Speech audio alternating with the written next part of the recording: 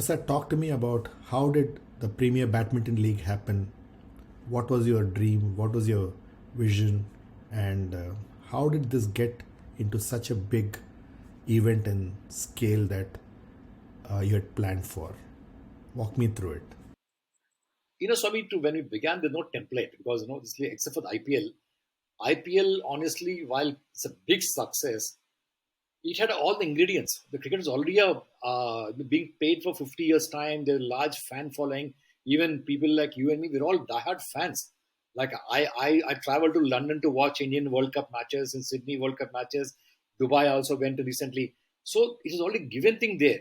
So it's just the timing that Lalit Modi came and put together.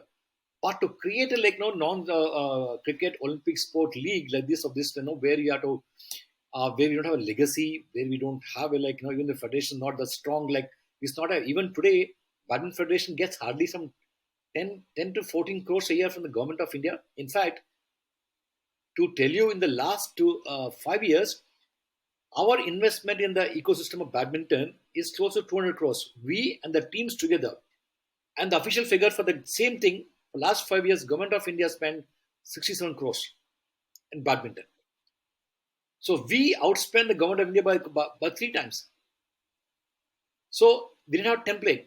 But what we were committed to is a thing, we believe we are a great product. We have to create it right now. So we will do whatever it takes. So for example, there are so many naysayers. At one point, because I don't know if you're aware that in 2013, the league was launched by Federation in partnership with another person. But then it collapsed because the guy did not have the money to run it. So then 2015, 16, when we launched it, the guy came back to sue us. But when we launched, when the first year went out very well, then he came back to sue the thing, started, and then also he took some help of some people in the, federation also. So, it's every single day there was some nasty surprise awaiting us. But then, but now this whole idea of a thing of creating something like, because also we met Gopichan and we were completely bowled out by him when we met him in 2015. So, and we also brought him on as a mentor. So we have seen what is done in those before the 10, 15 years time as one single person. If he could do it, because today, whatever you see in the badminton ecosystem today, entire national team, they're all his students.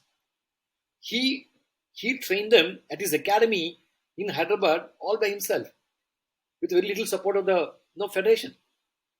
So we said if we could do that, hey, let's just let's think little beyond that. And luckily, what happened is good or bad. I think we put the player's salary at a level where it was unheard of in the industry. Because even today, if a player wins a big tournament, let's say even Sana Nehwal, she gets to 20 lakhs or 24 lakhs. But here, we were giving 1.5 crores to the icon player category. Icon player gets 1.5 crores for 1 month tournament.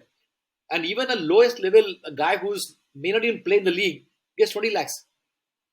So that, and plus the prize money 6 crores. The winning team will get 3 crores. So whichever team won the first year, they broke even the very first year, broke even. So though it hurt us financially, in the sense we didn't really figure out what is the thing, but it attracted the best talent. So we had a very first year Lee Chong Wei, who is the iconic player, like Lee and the Lindan rivalry, like a Nadal versus Roger Federer thing. He came and played, he was so thrilled to be in the very first match. And surprisingly, he lost to Srikanth in the first match. So that really helped the Indian fans fired up. Here is that time Srikanth is still not such a big name, saying to beat Lee Chong Wei. It was a good start for us. And then 2016, Sindhu won the silver medal. So from then, I think this became global. And today, very very proud to say that our league is the world's #1 league. There's no other league because in the leagues in the other countries happen over the weekend. Like Malaysia, China, it happens every weekend or a period of 6 months time. So Lee Chong might play this weekend for a club A, but he will not be there next weekend. It could be someone else will play. So this was the only format like IPL, where we for the entire 1 month there are teams, auction, people buy them, they stay together, play every single day. You play finals also. There's a champion, and they leave. So that way the format is worked. Also, we also made it a little more exciting by what do you call a Trump concept. So there is a match called Trump match. So the Trump match, when you play Trump match, the team which places Trump on the player, if they win they get 2 points. If they lose they get -1. So that really like kept the excitement, because that way every team fights the last match. So there were times when the team was trailing by 0-3, went on to to again get the 5 inning. So I think we made sure, I think in the same time Indian talent has grown, because I can give example like, let's say, Satvik today, who is the world number 5 in the doubles. India never had any doubles legacy in the past. I remember 2017, I think he got 8 lakhs in the auction. 2009 he got 65 lakhs in the auction. His parents called and scolded us, saying, "You're spoiling a child. This guy is only a 19-year-old guy. I believe he want to buy a supercar, something." They said, "You're spoiling my child. Give the money." Can you imagine parents calling and saying, "You're spoiling a child"? And that today these guys are world beaters now. Today, if India is winning as a team in the Commonwealth Games, Asian Games, doubles also contributed. Earlier we had a singles player, but we had a so we see similarly Lakshya Sen has grown today.